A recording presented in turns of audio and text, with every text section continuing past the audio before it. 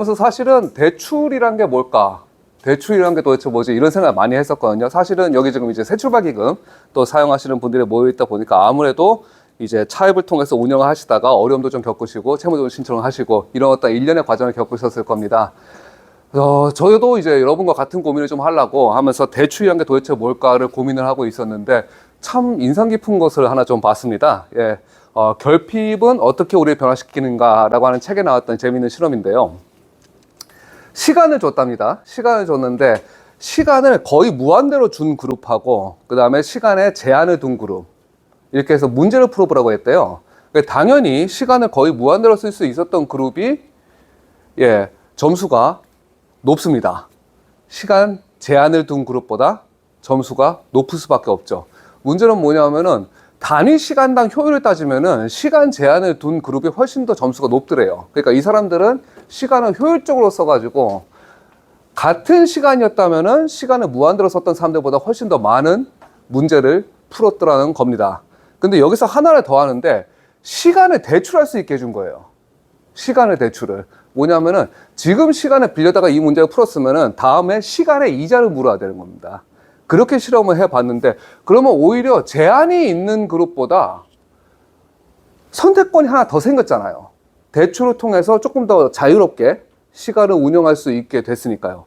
그런데도 불구하고 보면은 시간은 시간대로 더 쓰는데 점수는 훨씬 덜 나오더래요.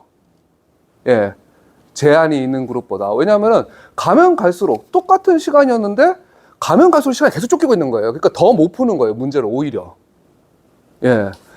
그래서 이것이 어떻게 보면은 과도한 차입의 문제가 아니었을까. 그럼 과연 그것은 어떻게 해결할 수 있었을까. 자, 여기서 제가 여러분께 질문 하나 좀 드리고 싶습니다. 뭐냐면은 여기서 대출을 통해서 오히려 문제를 더 많이 풀 수 있는 방법이 하나 있긴 있거든요.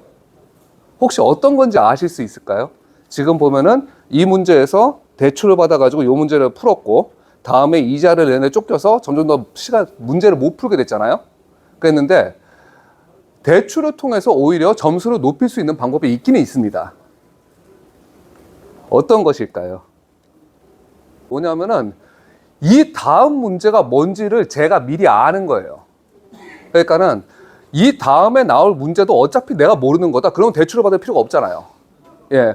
근데 이 다음에 오는 문제가 내가 뭔지 확실하게 알면 이건 금방 풀 수가 있을 테니까 지금 대출을 받아가지고 이 문제를 풀고 다음 문제 금방 하면은 이자를 갚고도 문제를 하나 더 풀 수가 있겠죠. 예. 저는 여기다가 하나 더 보태고 싶습니다. 뭐냐 하면은 그물을 만들자.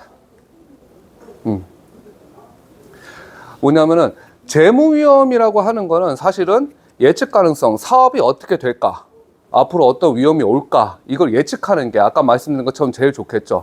대출을 받아가지고 경영 위기를 해결을 하게끔 될 겁니다. 저는 거기에 하나 더 보태고 싶다면은 얘기하지 못한 위험을 대비해가지고 그물을 만들어 놓자. 근데 그 그물은 한 코 한 코 사실 손으로 따서 시간이 많이 걸리겠죠. 예. 그럼 그 그물은 이제 어떻게 만드는가 저는 그 생각을 해봤거든요. 물론 이제 그 그물은 제일 좋은 방법은 돈을 많이 버는 거예요. 예. 돈을 많이 버는 건데, 그거는 이제 아무래도 현실적으로 약간 힘들다 보니까, 그렇게 되면은 얘기하지 못한 이제 경영상의 위험, 대부분은 어떻게 되겠습니까? 예. 재무 위험이겠죠? 그러다 보니까는 첫 번째로는 현금 조달 능력을 제고하자. 쉽게 말해서 현금 조달 능력을 조금 더 높여야겠죠, 당연히. 그럼 현금 조달 능력을 제고하려면 어떻게 하겠냐? 신용점수 관리를 해야 될 겁니다. 신용점수, 사실은 이제 신용점수가 높아야지, 예, 아무래도 은행 갈 때 환영을 좀 받죠. 여러분들 다 아시다시피. 예금 되고, 대출 능력 향상이 있겠죠. 사실 신용 등급만 가지고 대출이 나온다고 하면은 의외로 세상은 간단해질 겁니다. 근데 사실 그렇지가 않죠. 예, 이것저것 많이 본단 말이죠.